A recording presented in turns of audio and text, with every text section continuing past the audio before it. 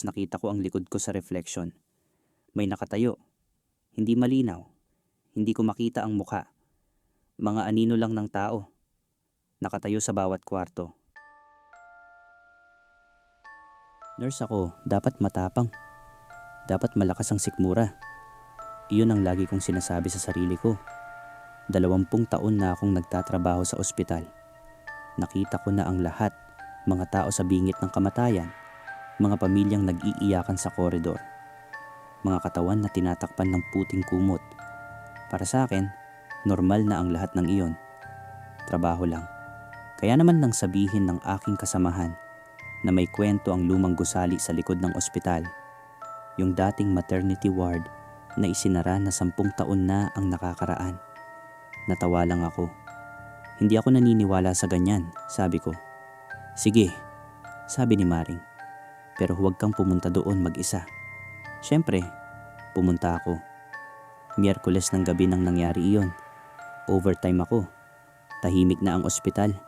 Yung uri ng katahimikan na naririnig mo lang sa mga ospital sa hating gabi. Malayo ang mga pasyente, malayo ang mga doktor. Ako lang at ang aking flashlight. Ang lumang gusali ay nakadikit pa rin sa pangunahing ospital. May connecting door sa basement level. Luma na ang pinto, kalawang na ang hawakan pero bukas pa rin. Tulak lang ng konti, bumukas na. Kulob ang hangin sa loob. Yung tipong hangin na matagal nang nakulong. Parang hindi napapalitan. Amoy lumang papel at isang bagay na hindi ko matukoy. Hindi masama ang amoy, pero hindi rin kaaya-aya.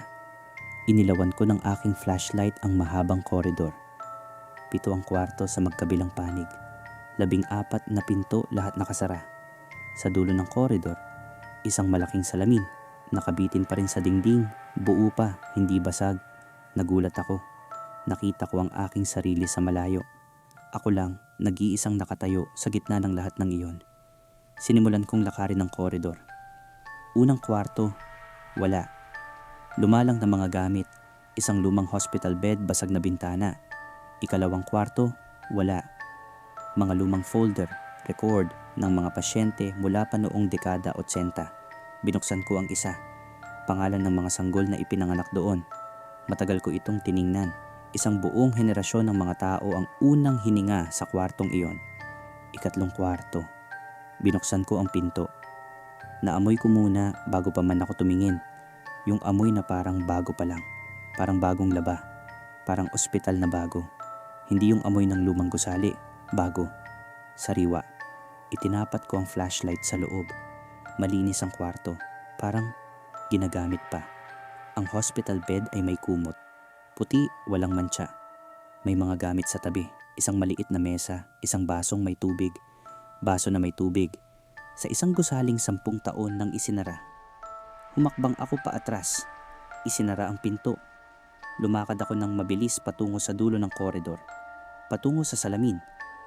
Gusto ko nang lumabas. Pero habang lumalapit ako sa salamin, nakita ko ang aking reflection. Ako. Normal. Nanginginig lang ng konti ang kamay ko. Tapos nakita ko ang likod ko sa reflection. Yung koridor sa likod ko. 14 na pinto. Lahat nakabuka. Lumingon ako. Lahat nakasara. Bumalik ang tingin ko sa salamin. Nakabuka pa rin lahat sa reflection. At sa bawat bukas na pintuan, sa loob ng bawat madilim na kwarto sa salamin, may nakatayo. Hindi malinaw. Hindi ko makita ang muka.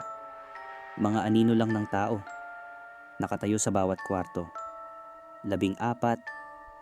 Isa sa kanila, yung pinakamalapit, dahan-dahang lumabas ng kwarto sa reflection. Lumakad patungo sa akin sa loob ng salamin. Dahan-dahan. Walang ingay. Kahit sa salamin, walang ingay ang kanyang mga paa. Hindi ako gumalaw. Lumapit siya.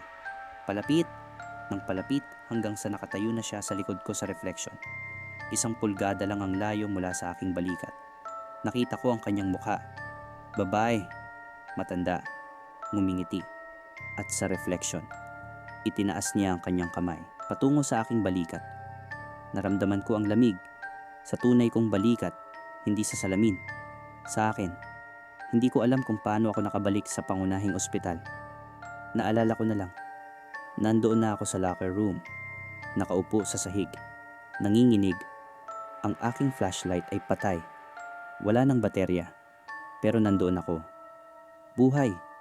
Kinaumagahan, sinabi ko kay Maring ang nangyari. Hindi siya nagtaka. Tumingin lang siya sa akin ng matagal. Yung ikatlong kwarto, sabi niya, doon nanganak ang mga babae noong hindi pa uso ang mga modernong gamit. Marami sa kanila ang namatay doon sa panganganak, kasama ang mga sanggol. Huminga siya ng malalim. Sabi ng mga lumang staff dito, hindi sila umalis. Naghihintay pa rin sila. Hindi alam na tapos na. Tiningnan ko siya. 14 ba sila? Nagbago ang ekspresyon niya. Paano mo nalaman? 2 buwan na ang nakakaraan. Hindi na ako bumalik sa lumang gusali. Hindi ko na kailanman bibisitahin ulit ang ikatlong kwarto. Pero bawat gabi, bago ako matulog, naiisip ko ang salamin. Naiisip ko ang reflection. Naiisip ko ang babaeng ngumiti. At naiisip ko kung bakit sa lahat ng 14 na nakatayo sa likod ko sa salamin, isa lang ang lumakad patungo sa akin. Hanggang ngayon, hindi ko pa rin alam ang sagot. At sa totoo lang, ayoko nang malaman. Kung bago ka lang sa channel na ito, huwag kalimutan mag-subscribe at i-click ang bell button para palaging update sa aking kwento.